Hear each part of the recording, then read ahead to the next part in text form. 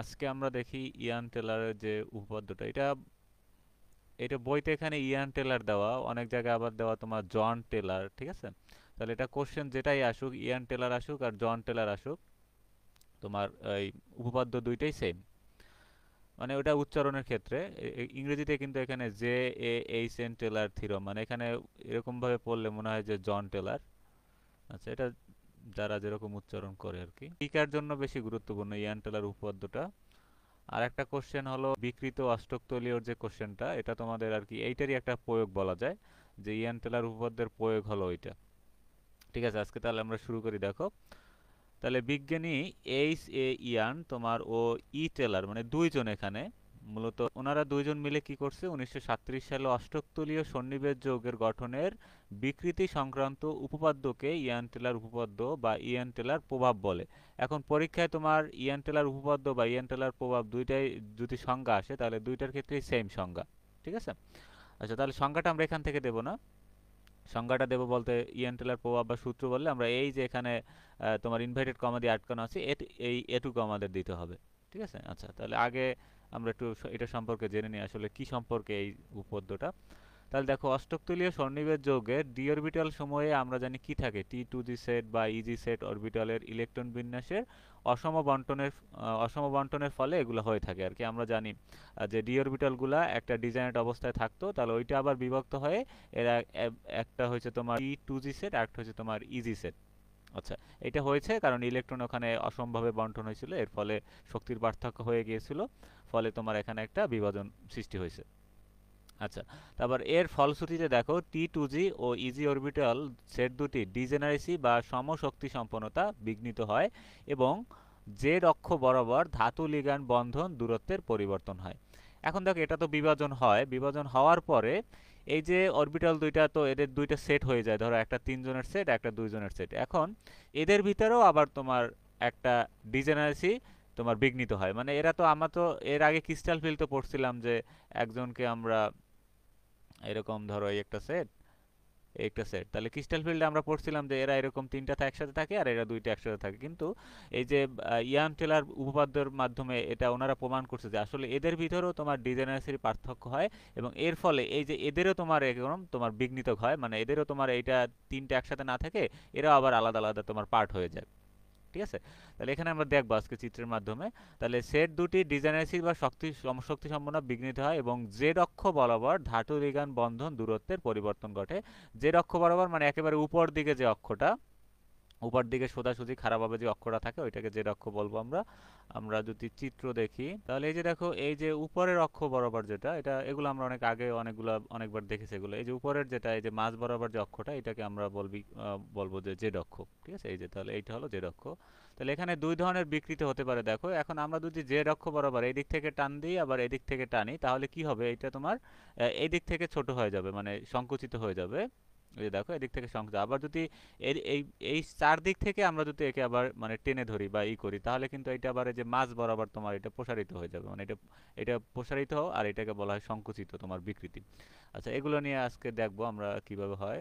অষ্টকতলীয় সন্নিবেশ যৌগে D orbital সময়ে টি two জি এবং ইজি সেট অরবিটালে ইলেকট্রনের অসম বন্টন ঘটে, ফলশ্রুতিতে টি টু জি এবং ইজি অরবিটাল দুটি সেটের ডিজেনারেসি বা সমশক্তি সম্পন্নতা বিঘ্নিত হয়, মানে বাধা হয় আর কি, সমশক্তি সম্পন্নতা থাকে না এটা। ফলে জেড অক্ষ বরাবর ধাতু লিগ্যান্ড বন্ধন দূরত্বের পরিবর্তন হয়। এখন এই ধাতু লিগ্যান্ড যে ওখানে যেরকম ছিল, এখন যদি ওকে আমরা বিকৃত ঘটাই বা ওইটার যেহেতু বিঘ্নিত হয়, তোমার একদিকে তোমার শক্তি বেশি মানে ফিল হবে আর একদিকে শক্তি কম ফিল হবে, এরকম করে তোমার কোথাও ধাতু এবং লিগ্যান্ডের সাথে বন্ধনের দূরত্বটা বেড়ে যাবে, কোথাও কমে যাবে, এরকম একটা মানে এরকম একটা ইফেক্ট তার ভিতরে চলে আসবে। তাহলে এতে অষ্টকতলীয় সন্নিবেশ যৌগের সুস্থিতি বৃদ্ধিজনিত চতুষ্কোণী বিকৃতি ঘটে, মানে এখানে তারা স্টেবল হওয়ার জন্য, মানে আমি সহজভাবে তোমাদের একটা উদাহরণ দিই। আমরা স্টেট রসায়নে তো আমরা স্ট্রেন বা পীড়ন সম্পর্কে আমরা অনেক ক্লাসে আলোচনা করছিলাম। স্ট্রেন বা পীড়নের মতোই এখানে তোমার একটা বিকর্ষণ সৃষ্টি হয়, একটা লিগ্যান্ডের তোমার ইলেকট্রন এবং মাঝখানে যে মেটালটা থাকে সেই মেটালটার ইলেকট্রন। তো ওরা সবসময় চাবে যে ওরা নির্দিষ্টভাবে ওরা একটা বিকৃত ঘটাইয়া ওরা একটা স্টেবল পর্যায়ে যেতে চাইবে সবাই। ঠিক আছে, কেউই তোমার ওই যে স্টেরিক ভিড়ের ভিতরে থাকতে চায় না, মানে ওই যে বাধার ভিতরে থাকতে চায় না।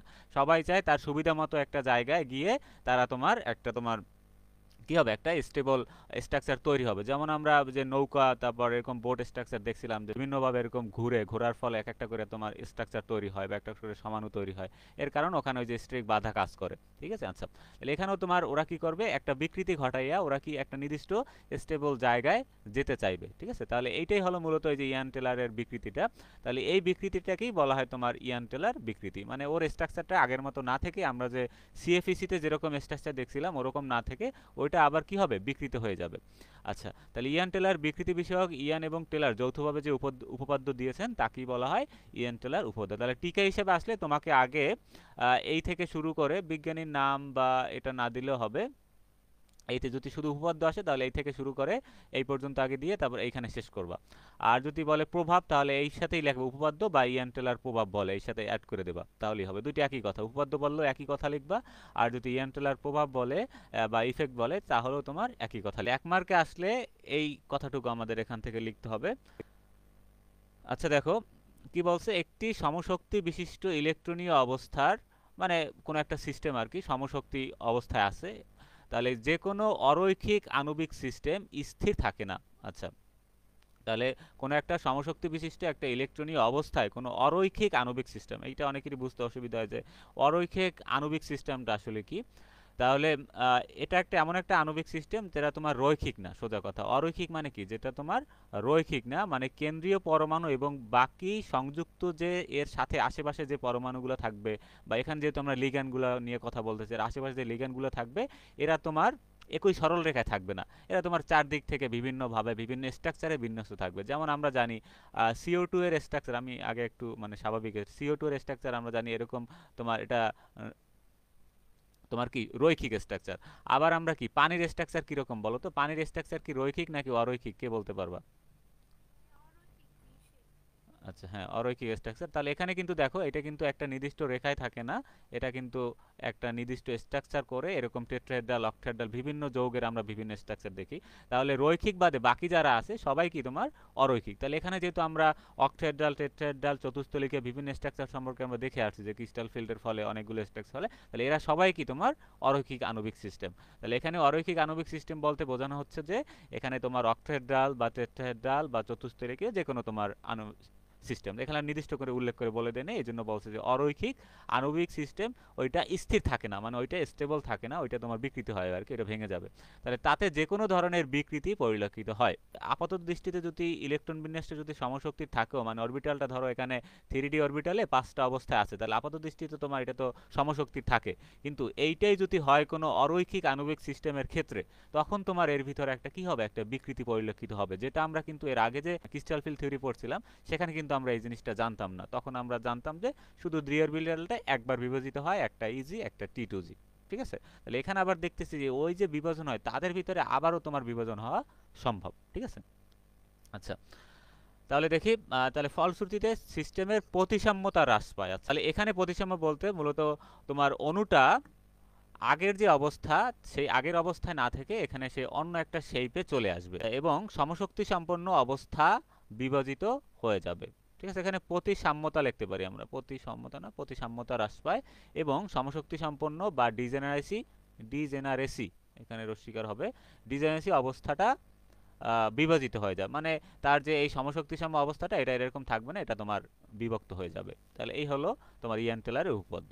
তাহলে কি বলছে, সমশক্তি সম্পন্ন ইলেকট্রনীয় অবস্থার যে কোনো অরৈখিক আণবিক সিস্টেম এটা তোমার স্থির থাকে না, তাতে তোমার যে কোনো ধরনের একটা বিকৃতি দেখা যায়। ফলশ্রুতিতে কি হয়, এর প্রতিসাম্যতা হ্রাস পায় এবং সমশক্তি সম্পন্ন অবস্থা থেকে বিভাজিত হয়ে যায়। প্রতিসাম্যতা হ্রাস পাওয়া বলতে এর স্ট্রাকচারটার আগের মতো থাকে না, স্ট্রাকচারটা বিকৃতি হলে কি স্ট্রাকচার তো আগের মতো থাকবে না, বিকৃতি হলে তোমার স্ট্রাকচার নতুন একটা শেপে তৈরি হয়। টিকা হিসেবে আসে যদি, তাহলে আমাদের কি করতে হয়, প্রথমে এখান থেকে হেডিং টু দেবা একেবারে এই যে অষ্টক তলীয় থেকে এই পর্যন্ত দিবা। এখন টিকা কত মার্কে আসে সেটা একটা ব্যাপার আসলে, তাহলে এই পর্যন্ত মিনিমাম আর কি, এই পর্যন্ত দিবা। দেওয়ার পরে আমরা এখান থেকে একটা যে কোনো একটা বিকৃতির চিত্র দিব, সেটা তুমি দীর্ঘায়নজনিত বিকৃতি দিতে পারো অথবা তুমি এখানে চ্যাপ্টায়নজনিত বিকৃতি দিতে পারো, মানে এটা চ্যাপ্টা হয়ে যায় এরকম একটা বিকৃতি, এটাও চাইলে দিতে পারো। যে কোনো একটা চিত্র তুমি এখান থেকে দিবা আর কি। আর এই এত কিছু ডিটেলস এগুলো আমাদের টিকার জন্য দরকার নাই, জাস্ট উপরের এই কথাটুকু বলবা, কথাটুকু বলার পরে চিত্র অ্যাড করে দিবা, তাহলেই হবে। আচ্ছা, এখন একটু আমরা কারণটা সম্পর্কে জানি সংক্ষেপে। দেখো, কোনো একটি সুষম অষ্টকতলীয় সন্নিবেশ যৌগের ক্ষেত্রে লিগ্যান্ডসমূহের সাপেক্ষে ডি ইলেকট্রনগুলি T2G এবং ইজি সেট অরবিটাল প্রতিসমভাবে বিন্যস্ত হলে, প্রতিসম মানে কি সমানভাবে, ঠিক আছে, প্রতিসম মানে কি সমানভাবে বিন্যস্ত হলে তারা সকল লিগ্যান্ডকে বিকর্ষণ করে। আচ্ছা, সকল লিগ্যান্ডকে সমানভাবে বিকর্ষণ, সুতরাং এক্ষেত্রে ডি অরবিটালে ইলেকট্রন বিন্যাস প্রতিসম হয় বলে বিকৃতি পরিলক্ষিত হয় না, মানে এইগুলার ভিতরে আর বিকৃতি পরিলক্ষিত হয় না, মানে যদি এটা সুষম মানে সব দিকে সমানভাবে বিন্যস্ত থাকে তাহলে। আবার দেখো, T2G সেট অরবিটাল ইলেকট্রনের দিকে নির্দিষ্ট থাকে না বলে এ অরবিটালগুলো অপ্রতিসমভাবে বিন্যস্ত হয়। আচ্ছা, এখানে একটা কথা বোঝার আছে। তাহলে এইটা T2G সেটের ভিতরে দেখবা, এগুলো আগেও আমরা আলোচনা করছি যে এর ভিতরে কি কি অক্ষ আছে, ডি অরবিটাল কারা কারা আছে, এগুলো আবার তুমি ওই ওখানের চিত্রগুলোর সাথে একবার মিলাই নিবা, তাহলে এগুলো ভালো বুঝতে পারবা আর কি। তাহলে দেখো, ওখানে লিগ্যান্ডের দিকে নির্দেশিত থাকে না বলতে কি, ওই T2Z এর যে অক্ষগুলো আছে, অক্ষগুলো আর কি লিগ্যান্ডের দিকে মুখ করে থাকে না, ফলে এই অরবিটালগুলো তোমার অপ্রতিসমভাবে বিন্যস্ত হয়। অপ্রতিসম মানে কি, এখানে অসমানভাবে, অসমভাবে মানে কি একটার তোমার শক্তি বেশি, একটার তোমার শক্তি কম, একটার দিকে ইলেকট্রন তোমার মুখ করে আছে, আরেকটার দিকে ইলেকট্রন মুখ করে নাই, ঠিক আছে এগুলা। তাহলে এরূপ অপ্রতিসম বিন্যাস থাকা সত্ত্বেও সংশ্লিষ্ট অষ্টকতলীয় সন্নিবেশ যৌগের আকৃতিতে উল্লেখযোগ্য কোনো বিকৃতি দেখা যায় না, তবে ইজি সেট অরবিটাল দ্বয় সরাসরি লিগ্যান্ডগুলির দিকে নির্দেশিত হয়। কারণ এখানে দেখা যায় না, কারণ এখানে তোমার সরাসরি নির্দেশিত না থাকলেও এখানে তোমার বিকর্ষণটা কম হয়, কিন্তু ইজি সেটের যারা আছে এরা তোমার সরাসরি লিগ্যান্ডগুলোর দিকেই অরবিটালটা নির্দিষ্ট থাকে। অরবিটালটা মানে নির্দেশিত থাকে মানে কি, অরবিটাল এবং লিগ্যান্ডগুলোর অরবিটাল, অরবিটালের ভিতরে কি থাকে, ইলেকট্রন থাকে। তাহলে লিগ্যান্ডের ইলেকট্রন, অরবিটাল ইলেকট্রন, এরা যদি একেবারে সামনাসামনি বা মুখোমুখি থাকে অক্ষ বরাবর, তখন এদের ভিতরে তোমার বিকর্ষণটা বেশি হবে।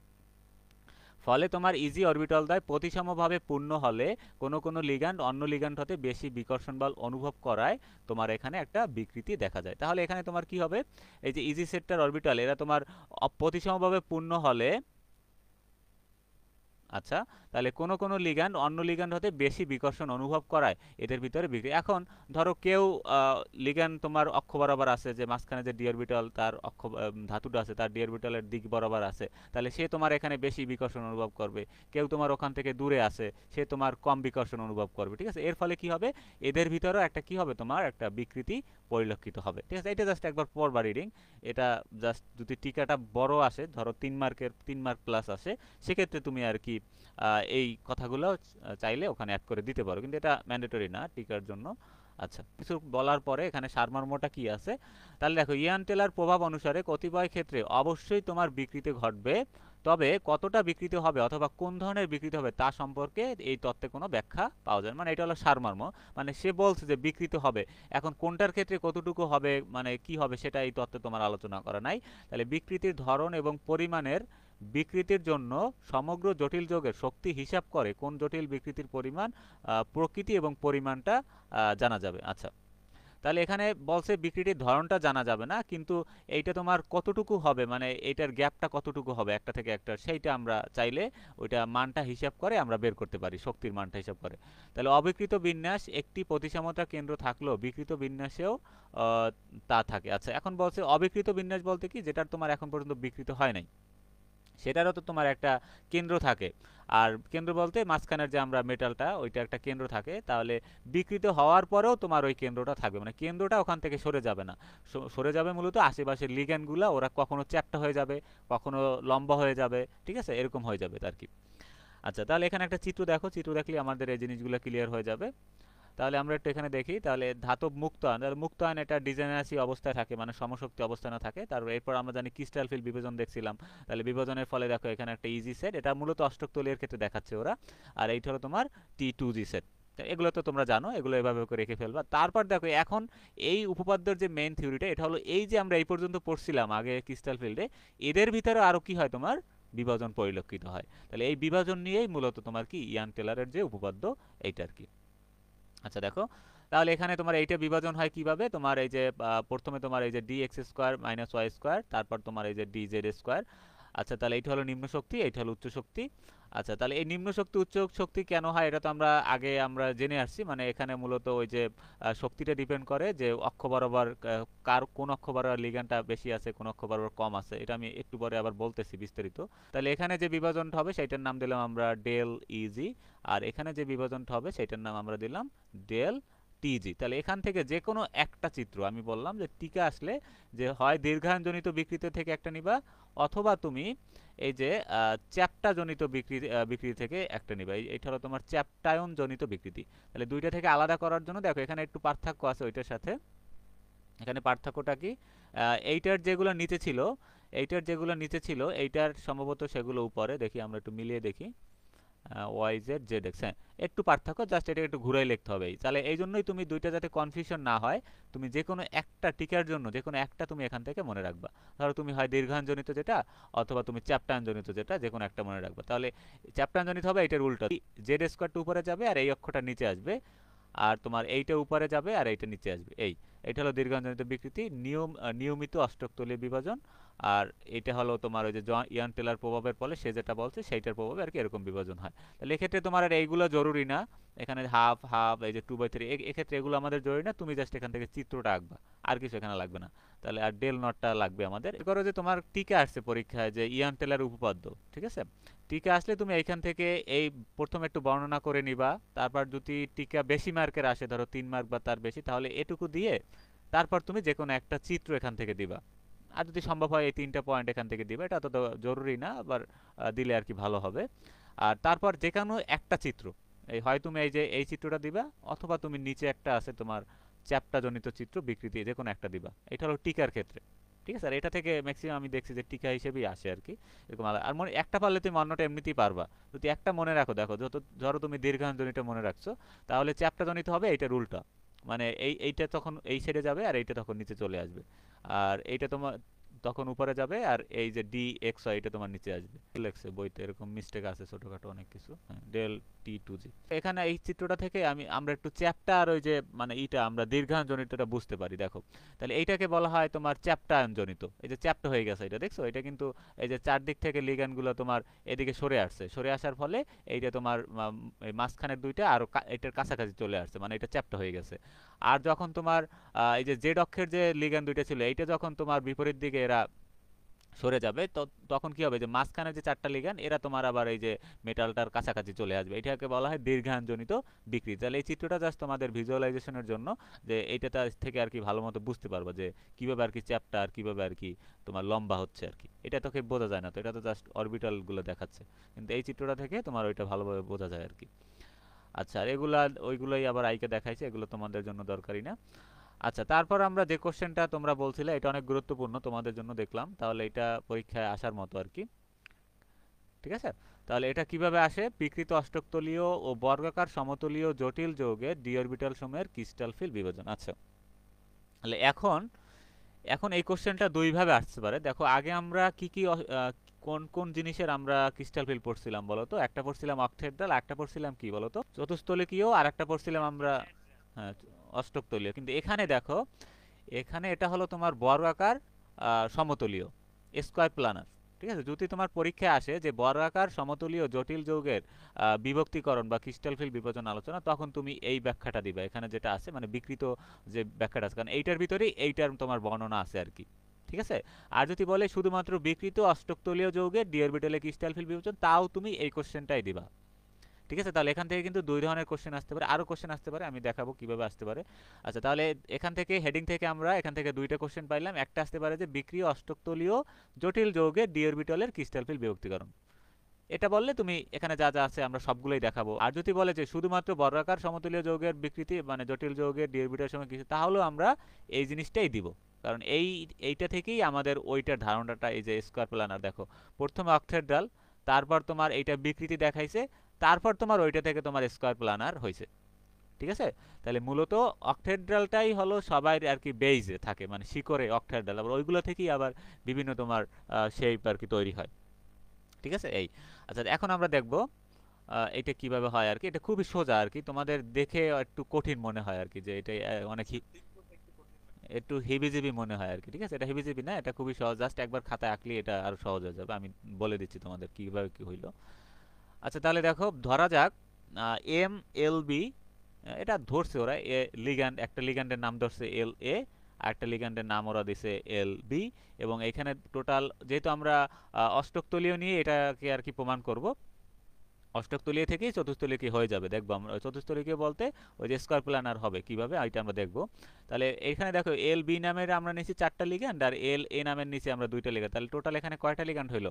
টোটাল 6টা। তার মানে একটা অষ্টকতলীয় যৌগের একটা স্ট্রাকচার, এটা একটা জাস্ট মানে একটা জাস্ট তোমাদের উদাহরণ। তাহলে এম এখানে আমরা একটা ধাতু কল্পনা করে নেই, আর এল এ যেটা এখানে, আচ্ছা এল এ যেটা সেইটা আমরা দুটি ট্রান্সলিগ্যান্ড। আচ্ছা ট্রান্সলিগ্যান্ডটা কি, কেউ কারো কি কোনো আইডিয়া আছে ট্রান্সলিগ্যান্ড সম্পর্কে? ট্রান্সলিগ্যান্ড হলো এই যে এখানে যে বিপরীত জেড অক্ষ বরাবর বিপরীত, হ্যাঁ এই যে বিপরীত দিকে যে 2টা লিগ্যান্ড থাকবে, এখানে দেখো এটা ভুল লেখছে একটু বইতে, হ্যাঁ এখানে দুইটাই এল এ হবে, ঠিক আছে বইতে ভুল লেখছে, এল এ হবে, নিচেরটাই তো নাই। হ্যাঁ তাহলে এই যে তোমার এগুলো সংশোধন করে নিবা, আমি যেগুলো যেগুলো বলতেছি এগুলো বইতে কিন্তু একটু ভুল আছে। আচ্ছা তাহলে এখানে দেখো এই যে জেড অক্ষ বরাবর এই যে উপরে, এটা আসলে উপরে আছে, আর এটা আছে কিন্তু এটা নিচ বরাবর, মানে ট্রান্স গঠনে যেটা আছে সেইটাকে বলা হয় তোমার, এখানে আমরা কি নাম দিলাম? ট্রান্সলিগ্যান্ড, যারা জেড অক্ষ বরাবর অবস্থান করে, এগুলো আমরা এখন সবাই বুঝি আশা করি। তাহলে এল বি 4 এই 4টি হলো ব্যাসাল লিগ্যান্ড। ব্যাসাল লিগ্যান্ড বা বেসাল লিগ্যান্ড হলো তোমার এই যে অক্টাহেড্রাল শেপের তোমার চারপাশে যে লিগ্যান্ডগুলো থাকে, মানে এক্সই তল বরাবর যে লিগ্যান্ড থাকে, 4টা কর্নারে যে লিগ্যান্ডগুলো থাকে তাদেরকে আমরা বলি আর কি বেসাল লিগ্যান্ড বলতে পারি। চাইলে এই যে এই 4টা এখানে লিগ্যান্ড আছে, এই যে এল 1 2 3 4, তাহলে এই 4জনকে আমরা বলবো বেসাল লিগ্যান্ড, কারণ এরা এক্সই অক্ষ বরাবর আছে এবং 4 কর্নারে আছে। আচ্ছা তাহলে যারা এক্সই তল বরাবর অবস্থা, তাহলে আগে একটু আমরা যে কোনো একটা জিনিস ধরে নিলাম, ধরার পরে আমরা কোনটা কি এগুলো বলে নিলাম, জাস্ট তুমি সহজভাবে জিনিসগুলো কল্পনা করবে তাহলেই হবে, এত বেশি কমপ্লেক্স করার কিছু নাই। আচ্ছা তাহলে এটা আমরা ধরে নিলাম যে একটা সুষম অষ্টকতলীয় জটিল যৌগে যে কয়টি বন্ধন হয়েছে তার বন্ধন দূরত্ব পরস্পর সমান। তাহলে 4টা বন্ধন আমরা ধরলাম M M bond L B এবং 2টি বন্ধন ধরলাম এম বন্ড এল এ। আচ্ছা এখন কোনটা কোনটা বলছে বলো তো? এই 4টা হলো এই যে M bond L B, M bond L B 1 2 3 4, আর 2টা হলো তোমার এম বন্ড এল এ আর এম বন্ড এল এ, ঠিক আছে এই হলো 2টা। তাহলে টোটাল এখানে কয়টা বন্ধন আছে? টোটাল তার 6টা বন্ধন আছে। ধরে নিলাম যে এদের পরস্পর দূরত্ব বন্ধন দূরত্ব পরস্পর সমান, আমরা আপাতত ধরে নিলাম। এখন দেখো যদি কেন্দ্রীয় ধাতব পরমাণু হতে 2টি লিগ্যান্ড এল এ কে হালকাভাবে সরানো হয়, তাহলে এম এল এ বন্ধন দূরত্ব অন্য 4টি এম এল বি বন্ধন দূরত্ব হতে কিছুটা বেশি। এটা খুবই মজার একটা ব্যাপার। দেখো এখন ধরো এরকম একটা অবস্থায় আছে, এখন ধরো তুমি দুই দিক থেকে টান দিয়ে দুইটাকে একটু দূরে সরাই নিলা, ঠিক আছে এইটা এইটা এদিক থেকে টান দিলা, এটা এদিক থেকে টান দিলা, তাহলে দূরে সরাই নিলে কি হবে বলো তো? এইটা তোমার দীর্ঘায়নজনিত একটা বিকৃতি হবে, তার মানে কি এই 4টা তখন কাছাকাছি চলে আসবে। এটা কি তোমরা বুঝতেছো? এই যে চিত্রটা আমি দেখাইছিলাম এখানে, যে এই দুইজনকে যদি আমরা টান দিয়ে ধরি, ধরো বা টান দিয়ে ধরে এদিক থেকে দূরে নিয়ে যাই, মানে মাঝখানের কেন্দ্র থেকে, তখন কি হবে? এরা কিন্তু আবার মেটালের কি কাছাকাছি চলে আসবে। আর এই 4জনকে যদি আমরা টেনে ধরি তখন কি হবে বলো তো? এই উপরের যে 2জন ছিল বা উপর নিচের যে 2জন, তারা কিন্তু ওইটার কাছাকাছি মানে চ্যাপ্টা হয়ে যাবে সোজা কথা তখন। আচ্ছা এগুলা এগুলো কল্পনার জন্যই আমি তোমাদেরকে 3D চিত্রগুলো দিয়েছি, জাস্ট পড়ার পরে তুমি যেন এটা দেখলে যাতে এটা তুমি ভালোভাবে বুঝতে পারো জিনিসগুলো। আচ্ছা তাহলে ফলে দেখো তাহলে এখানে কি হবে? তাহলে এই দুইটাকে আমরা যদি একটু টেনে ধরি বা টেনে সরাই ফেলি, তখন কি হবে? এই দুইটার থেকে মেটালের দূরত্বটা কি হবে? বেড়ে যাবে। এইটার দূরত্ব বেড়ে যাবে, এইটার দূরত্ব বেড়ে যাবে, আর এদের দূরত্বটা কি হবে? তোমার কমে যাবে। তাহলে এখানে বলছে যে নিয়মিত অষ্টকতলীয় আকৃতি, মানে স্বাভাবিকভাবে যেরকম থাকে অষ্টকতলীয় যৌগ সেইটা এখানে দেখাইছে। এখন ধাতব পরমাণুতে এলবি লিগ্যান্ডের হালকা সরণ, হালকা সরণ মানে একে একটু হালকা সরাই নিছি বা একটু মানে টেনে ধরছি উপরের দিকে, এটা ধরছি নিচের দিকে, তখন কি হবে? M bond L A is greater than M bond L B. এর মানে বোঝাচ্ছে যে মেটালের সাথে যে এই যে লিগ্যান্ড এর যে বন্ধনটা ছিল এটা তোমার বড় হবে কার থেকে? এই যে মেটাল এবং এই লিগ্যান্ডগুলোর বন্ধনটা থেকে। ক্লিয়ার? এগুলো কি তোমরা বুঝতে পারতেছো আমি যেগুলো বলতেছি? আচ্ছা তারপর দেখো এখন এইটা তো আমরা একটু দূরে, এখন দূরে সরাইতে সরাইতে আমি যদি একেবারে ওকে একেবারেই সরাই ফেলি তখন কি হবে? এই যে একে আমরা একটু দূরে সরাইতে সরাইতে এখন এমন এক জায়গায় নিয়ে গেলাম যে এর সাথে আর কোনো কানেকশনই নেই, একেবারে আমরা একে এর কাছ থেকে সরাই ফেললাম, তখন কি হবে? এই যে দেখো অপসারণ, পূর্ণ অপসারণ মানে কি? পরিপূর্ণ হবে। তখন যে এখানে যে শেপটা আমি পাবো এই শেপটাই হলো তোমার বর্গাকার সমতলীয় আকৃতি। ঠিক আছে? তাহলে এটা আমরা কোথা থেকে পাইছি দেখো, আগে কিন্তু অষ্টকতলীয় থেকে তারপর লিগ্যান্ডগুলোকে আমরা দীর্ঘায়নজনিত প্রসারণ করে করে তারপর এক পর্যায়ে এটা সরাই ফেলছি, তখন আমরা কি পাইছি? এটা থেকে একটা বর্গাকার সমতলীয় আকৃতি পাইছি। তাহলে এখানে আর এল এ লিগ্যান্ড নাই, এখানে সবগুলোই তোমার মেটাল আর এই যে এল বি লিগ্যান্ড এখানে আছে, তাহলে এখান থেকে 2টা লিগ্যান্ড চলে গেছে। আচ্ছা তাহলে আগে তোমার কাজ হলো, তাহলে এগুলো খুবই সহজ, একবার জাস্ট এই একটু জাস্ট ধরে নিবা, ধরার পরে তারপরে কয়েকটা চিত্র এঁকে এরকম দেখাই দিবা। যদি 6 মার্কের কোশ্চেন আসে তখন তোমার এই চিত্রগুলো তোমার দিতে হবে আর কি। আচ্ছা। আচ্ছা, অপসারণটা করার ফলেই তোমার আর কি এই যে মানে এই শেপটা আমরা পাবো, না হলে তোমার এই শেপটা হবে না। ঠিক আছে। এই আচ্ছা, মানে ওখান থেকে যদি তুমি পুরোপুরি ওই ওই দুইটাকে বিচ্যুত করে ফেলতে পারো ট্রান্স অবস্থানে যারা আছে, তাহলেই যে শেপটা তুমি পাবো ওই শেপটাই মূলত তোমার বর্গাকার সমতলীয় আকৃতি। ঠিক আছে। মানে এটা তো বিকৃত হয়, বিকৃত হতে হতে যদি এমন অবস্থায় চলে যায় যে একেবারে লিগ্যান্ডগুলো একেবারে পুরোপুরি ওর থেকে বিচ্ছিন্ন হয়ে গেছে, তখন তোমার ওখানে যে শেপটা থাকবে অবশিষ্ট, সেই শেপটাই হবে তোমার কি বর্গাকার সমতলীয় আকৃতি। এই যে দুইজনকে আমরা সরাইছি তারা হলো এই দুইজন, এই যে উপরে এবং নিচের জন। ঠিক আছে। তাহলে এরা দেখো বিপরীত দিকে আছে, একজন আছে এইটার উপরের সাইডে আর একজন আছে একেবারে নিচ বরাবর, তার মানে এই এই দুইটাকে আমরা বলছি ট্রান্স। আর মাঝখানে যারা আছে তাদেরকে আমরা বলছি বেসাল লিগান, মানে এটা একটা এক্স ওয়াই তলে আছে এই চারজন। অন্যদিকে ধাতব আয়ন থেকে এল এ লিগ্যান্ডকে জেড অক্ষ বরাবর, ওই যে যেটা আমি বললাম, পুরোপুরিভাবে সরালে চতুষ্কোণীয় বিকৃত অষ্টকতলীয় জটিল যৌগটি সমতলীয় বর্গাকার জটিল যৌগে পরিণত হবে। তাহলে এই যে বিকৃতি, চতুষ্কোণী বিকৃতি মানে চার কোণা থেকে যে বিকৃত হয়ে যে এইটা একটা অষ্টকতলীয় জটিল যৌগকে আমরা বিকৃত করলাম, করার পরে এক পর্যায়ে যখন একেবারে পুরোপুরি সরেই ফেলবো, তখন এটা যে শেপটা দাঁড়াবে সেই শেপটি হবে তোমার সমতলীয় বর্গ। এটা খুবই সহজ, জাস্ট একবার আমাদের পড়ে খাতায় যদি লিখে ফেলো এগুলোর মতো, আর মনে করি এগুলো পড়তেও মজা আছে, অনেক মজার ব্যাপার। এগুলো তুমি এক দুইবার আঁকলেই হয়ে যাবে। জাস্ট বইতে একটু ভুল আছে, এই জন্য অনেকের এগুলো পড়তে কনফিউশন হয়ে যায়। আচ্ছা, এখন এখানে কিছু হিসাব নিকাশ আছে। এখন হিসাব নিকাশটা কখন লাগবে? হিসাব নিকাশটা যখন লাগবে যখন তোমার একেবারে ডিটেলস কোশ্চেন আসবে, যে 6 মার্কের বেশি কোশ্চেন আসবে, মানে বড় কোশ্চেন, তখন তুমি এটা দেবো। অথবা যদি বলে যে বর্গাকার সমতলীয় আকৃতির ক্রিস্টাল ফিল বিভাজন, সেক্ষেত্রেও তোমার এই হিসাব নিকাশগুলো করে আর কি দেখালে ভালো হবে। এখন হিসাব নিকাশটা এখানে একটু উল্টো প্রসেসে গেছে, আমি তোমাদের একটু অন্য প্রসেসে শিখাবো। সেটা হলো তোমরা এইটাকে, এই ধাপটাকে আগে দিবা, মানে এইটা হলো 1 নম্বর ধাপ, এইটাকে দিবা 2 নম্বর ধাপ, সরি, এইটাকে 2 নম্বর ধাপ, আর এইটাকে দিবা 3 নম্বর, মানে ওরা যেভাবে করছে আমরা এর উল্টা যাব। ঠিক আছে, না হলে আমরা এটা বুঝতে পারবো না। তাহলে আপাতত একটা সূত্র আমরা মনে রাখি, এই যে ডেল এসপি, আমরা কয়েকটাকে আমরা একটা অক্টাহেড্রালের যে ক্রিস্টাল ফিল বিভাজনের পরিমাণকে ডেল নট দ্বারা প্রকাশ করছিলাম, একটাকে আমরা প্রকাশ করছিলাম ডেল টি দ্বারা, ডেল ও যেটা এটা হলো তোমার অক্টাহেড্রাল, ডেল টি মানে এটা হলো টেট্রাহেড্রালের বিভাজনের পরিমাণ, আর ডেল এসপি হলো স্কয়ার প্লানার, মানে স্কয়ার প্লানার মানে কি সমতলীয় যে তোমার বর্গাকার সমতলীয় যেটা আছে সেইটার তোমার বিভাজনের পরিমাণ। তাহলে এগুলো আমরা জাস্ট এই প্রত্যেকটাকে ইউনিকভাবে প্রকাশ করার জন্য জাস্ট এই নামগুলোকে আলাদা আলাদা করে লিখবো, মানে ডেলের নিচে আর কি ছোট করে। আচ্ছা দেখো, তাহলে সমতলীয় বর্গাকার আকৃতির ক্ষেত্রে টি টু জি অরবিটালগুলোর শক্তি কমে এবং ইজি অরবিটালের শক্তি বাড়ে। তাহলে এই জন্য এর, আচ্ছা আমি এখন আমার ওইখানে একটু সহজভাবে গোছানো আছে, ওইটা একটু চলে যায়। আচ্ছা, সমতলীয় ক্রিস্টাল ফিল্ডের বিভাজন ব্যাখ্যা, এটা জাস্ট তোমাদের আর কি ডিটেলস একটু পড়ার জন্য, এটাকে তুমি নোট করার সময় একটু হেল্প পেতে পারো আর কি এটা পড়লে। আচ্ছা, তাহলে দেখো এখানে এই যে, তাহলে সূত্রটা আমরা মনে রাখতে হবে, শক্তি পার্থক্যের সমষ্টি এখানে তোমার del one del two del three. এখন তোমাদের কোশ্চেন আসতে পারে যে ভাই এখানে তিনটা del one del two del three কোথা থেকে আসলো। আচ্ছা, এটা একটু আমি তোমাদেরকে দেখাইনি। তাহলে এই বিভাজনটা একটু আগে খেয়াল করো, এখানে কিন্তু যখন এই স্কয়ার প্ল্যানার হয়েছে, হওয়ার পরে এর ভিতরে তোমার তিনটা এরকম পার্ট হয়ে গেছে। তাহলে এই একটা পার্ট, এই একটা পার্ট, এই একটা পার্ট, তাহলে এই তিনটা পার্ট কি আমরা নামকরণ করছি del one del two del three. চিত্র কীভাবে আসলে আমি বোঝাবো একটু পরেই। আচ্ছা, আচ্ছা, তাহলে এই সবগুলোর যখন আমরা যোগ করব তখন আমরা যেটা পাবো সেইটাই হবে তোমার কি ডেল এসপি।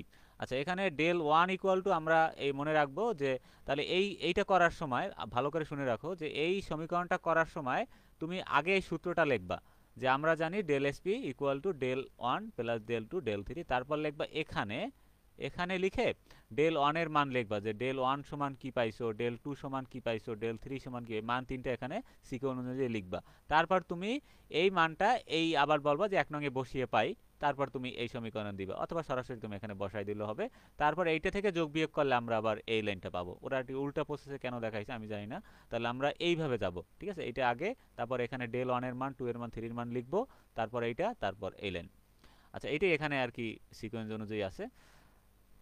আচ্ছা, তাহলে এখানে তোমাদের এখন কোশ্চেন আসবে যে ভাই আমরা এই ডেল ওয়ান ইকুয়াল টু এইটা কেন লিখছি, ডেল টু ইকুয়াল টু এইটা কেন লিখছি, ডেল থ্রি ইকুয়াল টু এইটা কেন লিখছি। তাহলে আপাতত এটা মনে রাখো।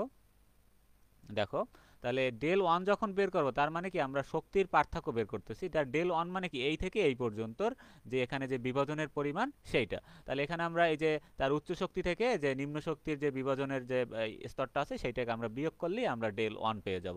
ফলে আমরা দেখো এখানে এই যে D X square minus Y square, তারপর ই মানে তো এনার্জি লেভেল, আর minus E D X Y. ঠিক আছে, এই যে দেখো এই যে এক্স ওয়াই। তার পরেরটা কি হবে, ডেল টু কি হবে, কে কে বলতে পারবো আমাকে? এই যে ডেল টু এর পার্থক্য কত হবে, শক্তির পার্থক্য? এটা হবে, হ্যাঁ হ্যাঁ, E D X Y minus E D Z square. হ্যাঁ এই তো। পরেরটা হবে তোমার জেড স্কোয়ার মাইনাস তোমার D Y Z comma D Z X. এই যে তাহলে এই তিনটা আমরা এখন পেয়ে গেলাম। এই যে দেখো এটা কমা দিয়ে লিখবা লাস্টেরটা, যেহেতু দুইটা স্তর। এই তাহলে এই তিনটাকে এখন যদি আমরা সমষ্টি করি, যোগ করি, তখনই আমরা কি পাবো, এই যে পুরো বিভাজনটা আর কি পাবো। প্রথমে তো আমরা এখানে তিনটা স্তর আমরা দেখলাম, যে একটা হলো ডেল ওয়ান, একটা হলো ডেল টু, একটা হলো তোমার ডেল থ্রি। ঠিক আছে, তাহলে এই চিত্রটা আমরা দেখাবো একটু পরে। তাহলে এখানে দেখো এর উচ্চ শক্তির যে আছে, মানে এই এই ডেল ওয়ান মানে কি এই থেকে তার এই পর্যন্ত দূরত্ব, এই থেকে এই পর্যন্ত দূরত্ব। তাহলে এখন যদি এই পার্থক্যটা তুমি বের করতে চাও, তাহলে তোমার কি করতে হবে, এইটা বিয়োগ এইটা দিতে হবে, তখন তুমি এখান থেকে ডেল ওয়ান পাবা। আবার যদি ডেল টু বের করতে চাও, তখন তোমার কি করতে হবে, এই এক্স ওয়াই থেকে বিয়োগ দিতে হবে তোমার জেড স্কোয়ার। মানে এই এই গ্যাপের মানটা যদি তুমি বের করতে চাও, মানে শক্তির পরিমাণটা। আবার যখন তুমি ডেল থ্রি বের করো, তোমার বিয়োগ দিতে হবে কি, এইটার যে উচ্চ শক্তি মানে উপরের যে স্তরটা আছে তার বিয়োগ দিতে হবে তার যে নিম্ন স্তর যেটা আছে সেইটা। তাহলে জেড স্কোয়ার মাইনাস তোমার ওয়াই জেড আর জেড এক্স। তোমার কাজ হলো এর এই থেকে এই পর্যন্ত এটুকে নিয়ে, এই যে এই যে ঠিক আছে। এই তাহলে এখানে নিচে লেখা আছে দেখো, স্কোয়ার প্ল্যানার স্ট্রাকচার, মানে স্কোয়ার প্ল্যানার স্ট্রাকচারের জন্য এই হিসাব নিকাশ হবে এটুকুর ভিতরে। আর এগুলো সব আগেরগুলো, আগে আমরা তো করছি অক্টেডাল বিভাজন, ওই হিসাব আবার আলাদা। ঠিক আছে, জাস্ট এইগুলো থেকে এইটা আসছে বিদায় এগুলো এরকম দেখাইছে।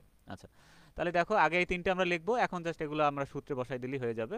তাহলে এখন এখান থেকে আর কি, এখানে আর কি বিস্তারিত আছে, কেন আমরা এইটা থেকে এইটা নিলাম, এগুলো প্রত্যেকটা এখানে বিস্তারিত আছে, তোমরা এগুলো একবার পড়লেই বুঝে যাবা। তাহলে বর্গাকার সমতলীয় ক্ষেত্রে, মানে সমতলীয় ক্ষেত্রে তোমার এই যে অরবিটাল চারটি লিগ্যান্ডের সরাসরি বিপরীতে অবস্থিত। আচ্ছা, ফলে তাই ডিএক্স এর শক্তি সব থেকে বেশি। এখন এই জিনিসটা কনসেপ্ট অনেকেরই ক্লিয়ার না, যে আমি বলি যে যদি তোমার লিগ্যান্ড থেকে সরাসরি দূরে থাকে, বিপরীতে থাকে বা দূরে থাকে, তখন তার বিকর্ষণ হবে সব থেকে কম। আর বিকর্ষণ কম মানে শক্তি তোমার বেশি।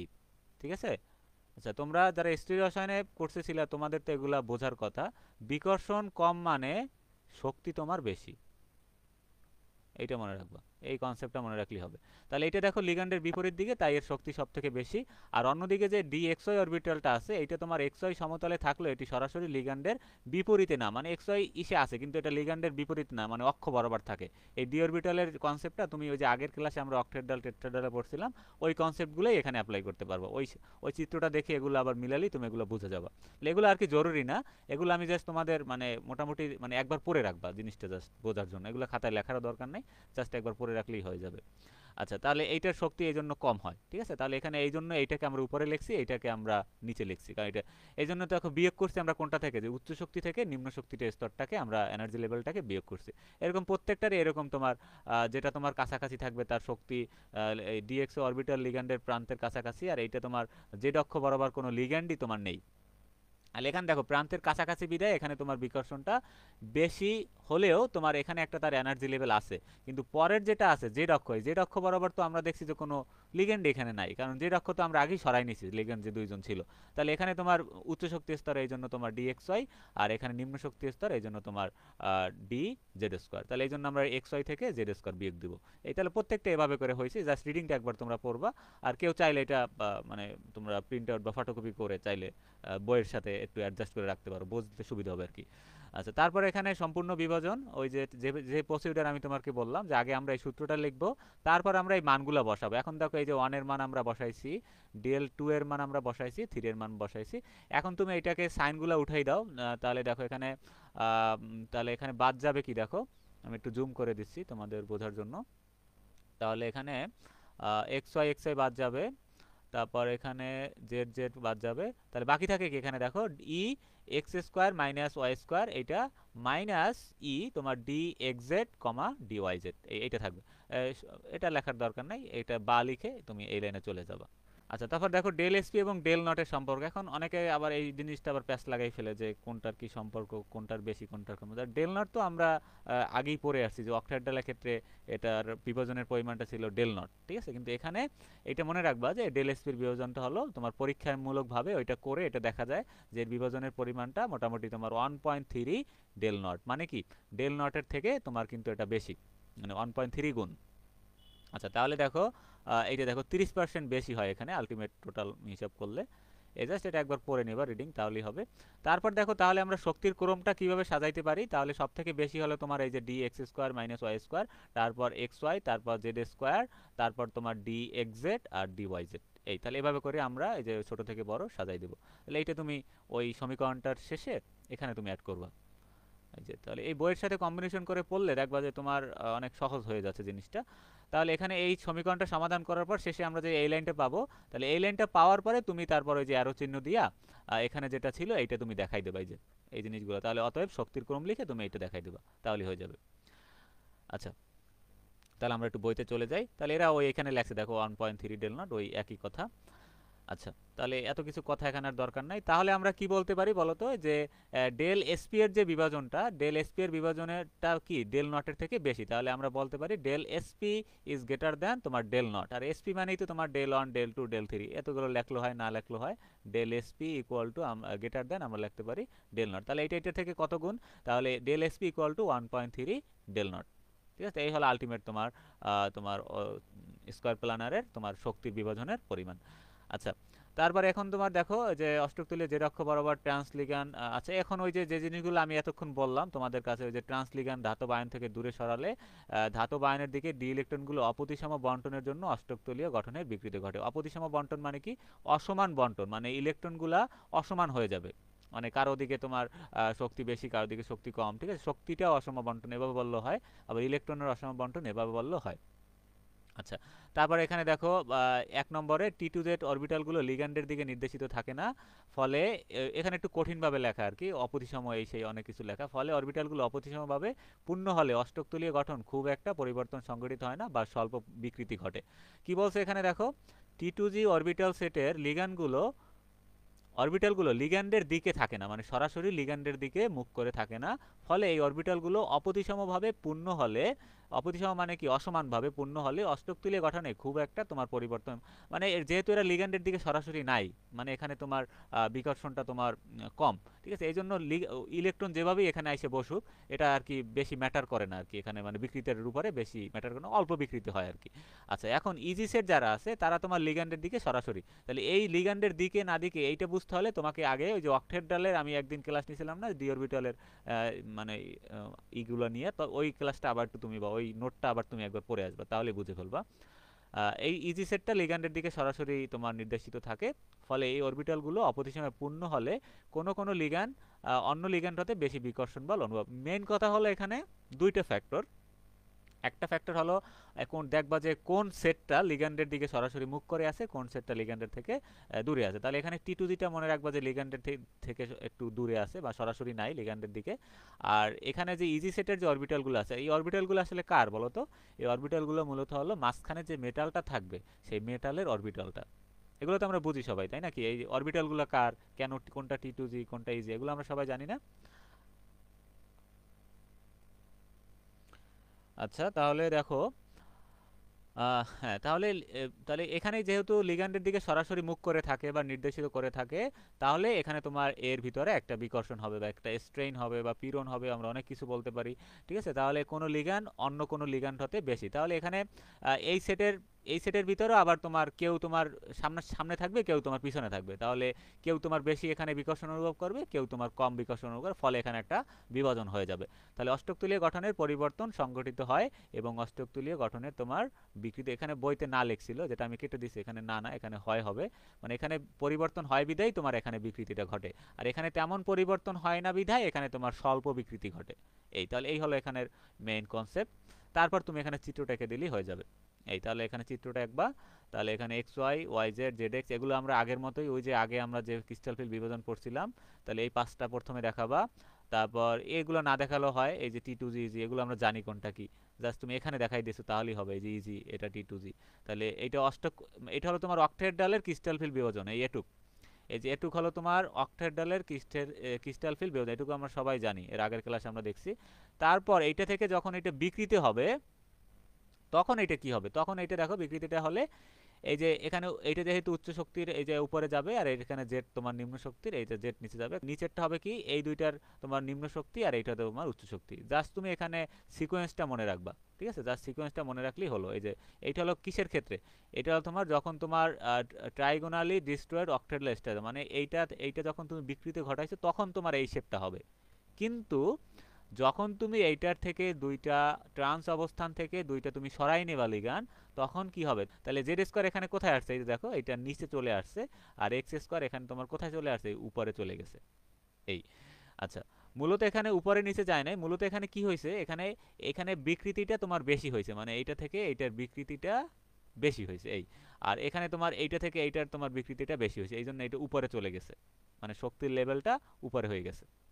এই তাহলে আবার একটু আমি মুছে দেখাই মূলত এখানে কি দেখাচ্ছে, তাহলে জাস্ট খাতায় আঁকতে হবে তোমাকে, এই আর কিছুই না। তাহলে দেখো তাহলে এখানে দেখো এই হলো তার একটা বিকৃতি, আর এই এক হাতের, আর এই হলো তার আর এক হাতের বিকৃতি, আর এইটা হলো নিচের পার্টের, দেখো এই হলো তার এক হাতের বিকৃতি, আর এই হলো তার এক হাতের বিকৃতি। মূলত এখানে কিছুই তোমার জায়গা ওদল দেখা যাচ্ছে যে ওদল বদল হচ্ছে জাস্ট, কিন্তু এখানে মূলত কি হচ্ছে, এখানে অবশ্যই একটা থেকে একটা উপরে উঠবে, কিন্তু জাস্ট এখানে বিকৃতির পরিমাণটা বাড়বে, মানে বিভাজনের পরিমাণ, দেখো এক্স ওয়াইটা এখানে ছিল, এর বিভাজনটা বেড়ে গেছে কখন, যখন আমরা ওই যে দূরত্বটা বেড়ে গেছে, যখন আমরা কি করছি, এই যে এখান থেকে দুইটা ট্রান্স অবস্থানে যে লিগ্যান্ড ছিল ওদেরকে আমরা সরাই নিছি, তখন তোমার এর ফিল্ডের যে এনার্জি লেভেলটা এখান থেকে তোমার দূরত্বটা এটা থেকে এটা বেড়ে যাবে, তাহলে এই উপরে চলে আসছে এই জন্য। আর এইটার এনার্জি লেভেলটা দেখো নিচে চলে আসছে, এই জাস্ট এটুকু এখানে পার্থক্য। তারপর তুমি এইটা থেকে এইটার দূরত্বটা দেখাবা del 1, এটা থেকে del 2, এটা থেকে del 3, আর তারপর এই টোটালটা আমরা sp equal to del sp 1.3 del 0। ওখান থেকে তুমি কিছু কিছু জিনিস এখানে অ্যাড করবা, মানে নোট করার সময়, যেমন এই যে মানে শক্তির ক্রমটা তুমি একসাথে করা আছে এখানে, এই শক্তির ক্রমটা দিবা। আর এখানে আর কি আছে, আর এখানে মানে ওরা সিকোয়েন্সলি সাজাই দিছে, এই যে মানে আগে আগে সূত্র লিখছে, তারপর এই জিনিসগুলো লিখছে, তারপর তুমি এখানে এই জিনিসগুলো লিখবা, এই তাহলে এখান থেকে তুমি এই তিনটা পয়েন্ট নিবা। তো এখানে ওরা একটা সিকোয়েন্স দিছে, দেখো এটা দিলেও হবে। আচ্ছা, এখানে ওরা দুইটারতেই দেখাইছে আর কি, এখানে দেখাইছে তোমার ডি অরবিটালের শক্তির ক্রমও দেখাইছে, আবার তোমার এই যে বর্গাকার জটিল যৌগের ক্রমও দেখাইছে। এখন পরীক্ষায় যদি তোমার শুধু স্কয়ার প্ল্যানার আসে সেক্ষেত্রে তোমার শুধু এইটা দিবা, এখানে জাস্ট কমা দিয়ে দেখানো হয়েছে, দেখো এই যে কমা দিয়ে দেখানো হয়েছে, আর ওখানে জাস্ট ওরা ইকুয়াল দিয়ে দেখাইছে, মানে দুইটা এই দুইটা আর কি একই, এই জন্য তুমি কমা দিলেও হবে ইকুয়াল দিলেও হবে। আর আমার ওটাই ছিল কি দেওয়া, তোমার এই যে গ্রেটার দ্যান দেওয়া ছিল, আর এখানে আছে কি লেস দ্যান, আলটিমেটলি দুইটা সেমই। এখানে একটু পার্থক্য আছে, শুধু মাঝখানের এই যে দুইটা অক্ষের ভিতরেই পার্থক্য, এই যে দেখো এই যে এই দুইটা অক্ষ, এই যে এই দুইটা মানে অরবিটালের ভিতরে, এই যে যেখানে এই দুইটা আর কি এই মানে বাড়ছে কমছে না, এই যদি এইখানে জাস্ট একটু পার্থক্য, তো এইটা আগে, তারপর এইটা, তারপর এইটা, তারপর এই দুইটা।